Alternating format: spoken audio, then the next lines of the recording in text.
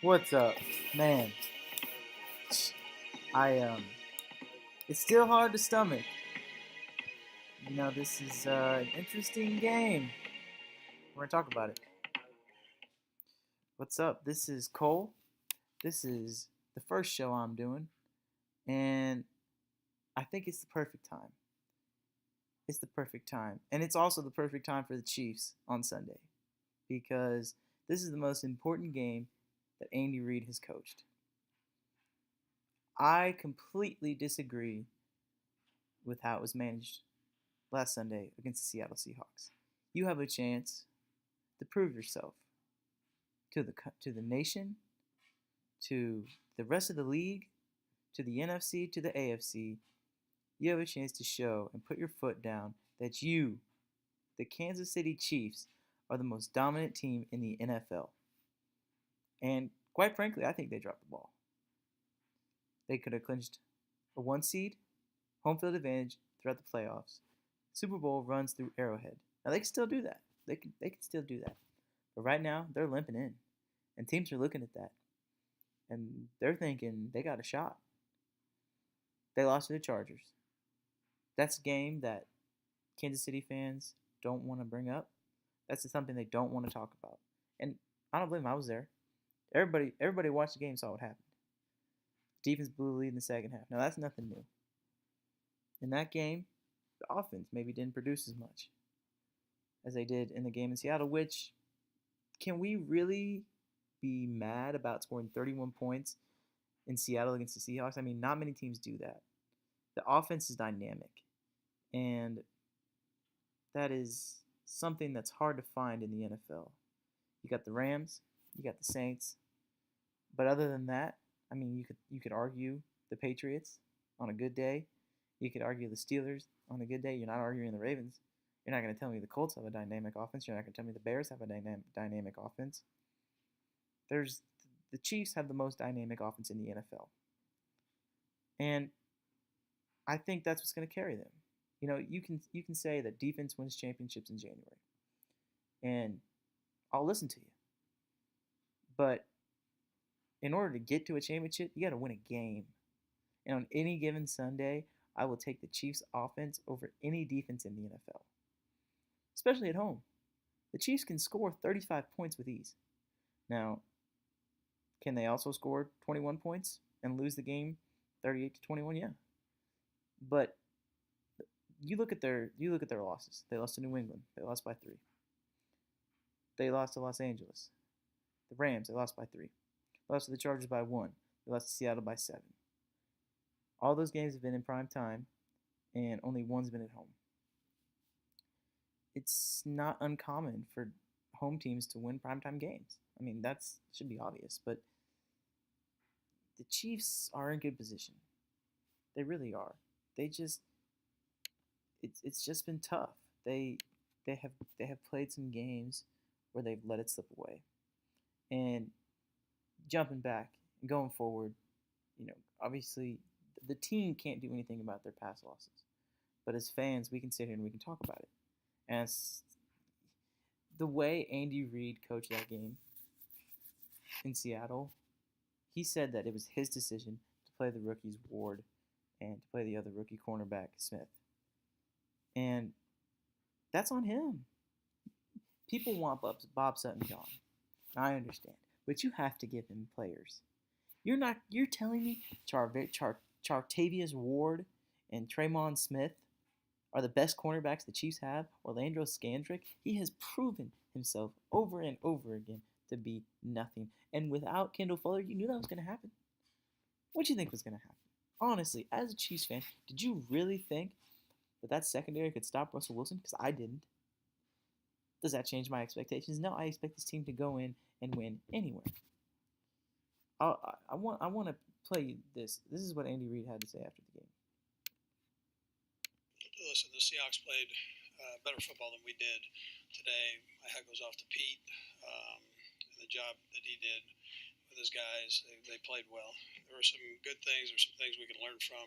I played some young guys tonight that I wanted to just get a look at, that I thought could help us a bit.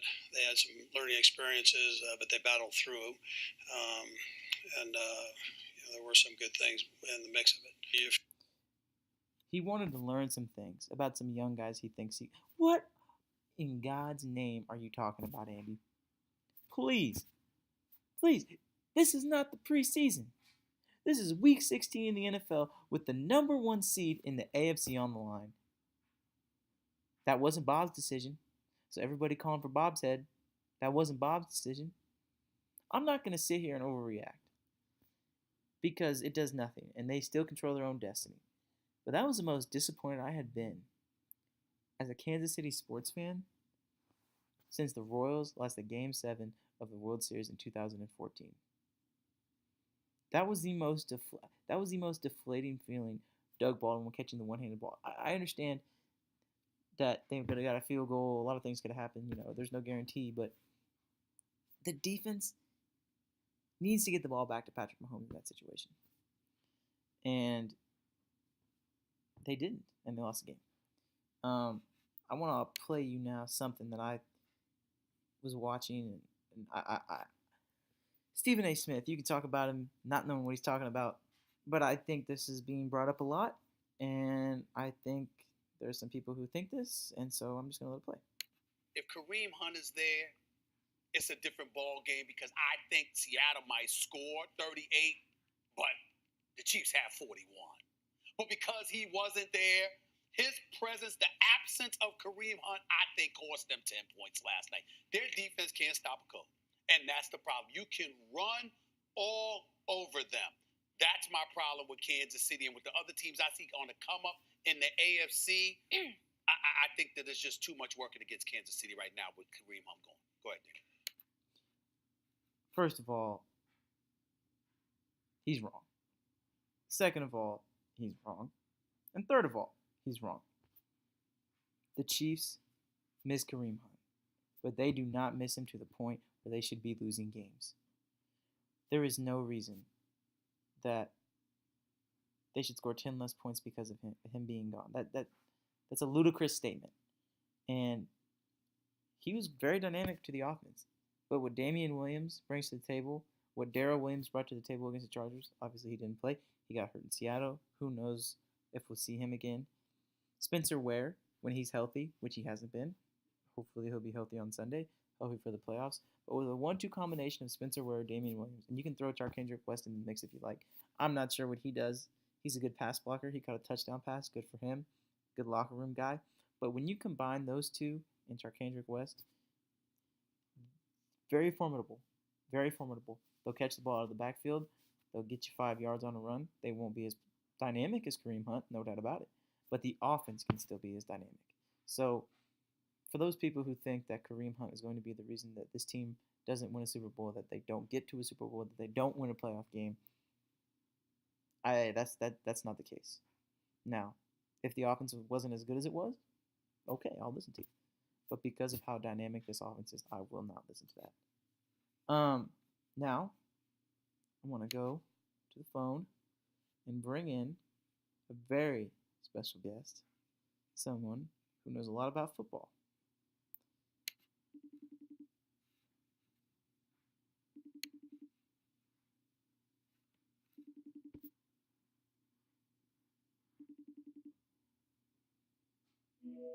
Hello. Coaching legend and former NFL scout, Mr. Rick Byers. How are you doing today? Good. How are you doing, Cole? I'm doing just great.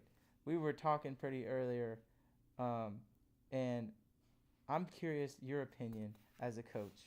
So, what do you think about Andy Reid saying he played the rookie defensive backs on the game on Sunday to see what he had in them and to see if they could help out down the future when the 1 seed is on the line in the playoffs and home field advantage? What's your take on that? Well, I'm definitely nobody to be second guessing Andy Reid, but I would definitely think that you would want to have those guys in there if you have an opportunity to win that game. That game, as there was too much on the line, and and I think the Chiefs had a great opportunity to win that game if they had been even close to full strength. With the cornerback position being such an important position on your defense, to play a couple of rookies just to get them a little, experience. I don't know if I'd have went that direction. Would you say it's fair that Bob Sutton is getting all the heat that he's deserving? There's people who are fans and all around the city who want him fired. Do you think that's something that should be considered at the end of the season, or do you think it's something that should be considered if something happens in the game on Sunday and the defense doesn't perform? Because I think that's a real possibility. Well, I mean, it's something they're going to have to look at. He is, that's his job, and we haven't been performing. We're a Super Bowl championship caliber team. Trying to get a defense, just trying to get a few stops is not what we need. I mean, we need a defense that's going to perform at a high level all the time. I think we have talented guys. It just seems that some of the techniques and the schemes that we're doing just don't seem to be working. So I would think they would definitely reevaluate his position on a weekly basis. I know as a head coach I would do that. Another thing that I'm curious your opinion on. So Stephen A. Smith on Monday, he said that he didn't believe the Chiefs were a Super Bowl team just because of all the other teams and all the parity in the AFC. And he also said that he believes if Kareem Hunt was on the Chiefs that they would have a better record and that they would have won the game against Seattle. How do you think the Chiefs stand without Kareem Hunt in the AFC playoffs, and do they still have a chance to get to the Super Bowl? Oh yeah, they most definitely have a chance, but they're going to have to have a couple of these running back by committee guys are going to have to step up. Kendrick West and Williams, some of those guys are going to have to stand up and carry some of that load. And I think we're going to need, Patrick Mahomes is going to have to carry the load a little bit running the ball as well. I don't think he's going to be able to just evade and lengthen every play. He's going to have to pick up some positive yardage when he gets out of the pocket and runs. So, finally here, coming down the stretch on Sunday, I said that this is the most important game that Andy Reid has coached with the Chiefs. Because if they win, you can almost forget about the losses to the Chargers and to the Seahawks. But if they lose, it might be the biggest collapse, not only in Kansas City sports, but in the history of the NFL, falling all the way from one of the best teams in the NFL to being a 5-seed wild card and having a chance to lose in the first game of the playoffs. Would you agree that this is his most important game? I think it is as a Chief. He's had that grace period where he's been able to go out and battle. I think now he's got to get us over the hump. He's got to get us where we need to be. Andy's an excellent coach, but he's got to get him there. He's got to get him there. And if we fail to get that number one seed, I don't know what our chances are going to be. They don't look solid. They don't look good. So last question, what are you looking for on Sunday? What do you think the Chiefs' game plan should be to attack the Raiders? Well, I think we need to take the ball first. We got to score, and we got to outdistance them. We got to make sure that we get the ball first and we get a score right off the bat. And, when we have the opportunities to score and we can't settle for field goals, we know we're deficient on the defensive end. And you and I have talked about this before. I think Patrick Mahomes on third and medium distance, instead of looking down the field trying to push it all the time, he's going to have to make sure we get some first downs, get easy first downs, and not only lengthen plays, but lengthen drives. Yep. Well, I agree with you, Rick. Thanks for joining me on my first ever show, and I look forward to hearing from you again. All right. Well, I hope you call me again, bud. Thanks. All right. That was longtime high school coaching legend Rick Byers, former NFL scout for the Oakland Raiders. Um, I think he's right. They got to push the ball once for Sunday. They gotta get the ball first. They got to score. Um, I don't think that there's any way possible that the Chiefs can beat the Raiders if they don't score. I mean, you're not stopping them. They didn't stop them in Oakland. They're not going to stop them here. So they got to score. And that should be the game plan. You get the ball in the end zone, you're going to be all right. Other than that, there's not much to it. Quite honestly, they gotta attack and they gotta keep the ball away from the Raiders. That's all we got for this week. That's my cue. And this week, this is my first episode. We might have another one, depending on how the reception gets. But I look forward to speaking with you guys again. Have a blessed day. I'm out.